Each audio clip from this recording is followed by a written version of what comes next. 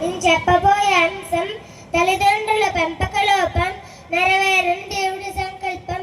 పాఠ్యాంశం మరొకసారి, తల్లిదండ్రుల పెంపక లోపం నెరవేరని దేవుడి సంకల్పం.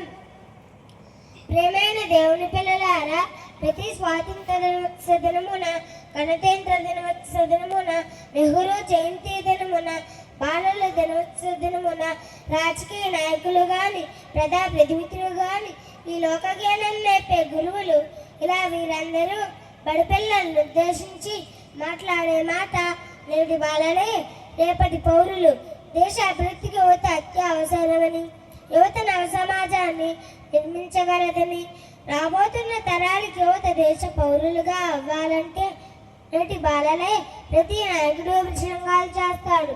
వినడానికి మాటలు బాగున్నా యువత మరింత దిగజారుతుందని నేటి సమాజాన్ని చూస్తే మనకు అర్థమవుతుంది.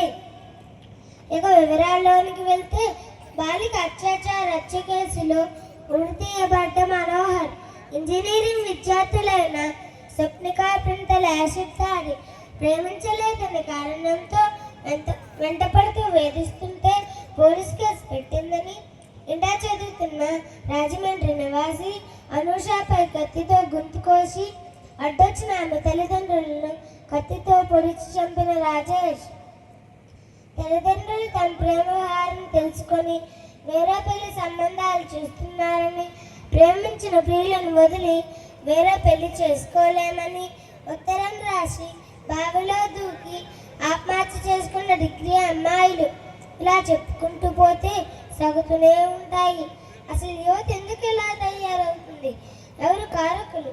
పిల్లలపై ప్రేమానురాగాలు పెంచుకొని చిన్ననాటి నుండే వారు అడిగినవి కొని తెచ్చి అతి గారాభంగా చేస్తున్న తల్లిదండ్రులు కాదా?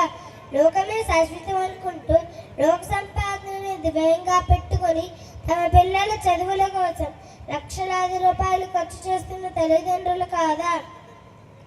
కోడి విద్యను కూటు కొరకే గాని లోకంలో ఏ విధంగానైనా ధనం సంపాదించాలని ధ్యేయంతో తమ పిల్లలను చిన్ననాటి నుండే టీవీ మీడియాలలో ప్రసారం చేయు డ్యాన్స్ ప్రోగ్రాముల్లో, గాన కచేరీలు దగ్గరుండి తీసుకువెళ్తూ వారు పోటీలో గెలవకపోతే స్వర్గం కోల్పోయినట్టు ఏడుస్తున్న తల్లిదండ్రులు కాదా? అందరికీ వందనాలు.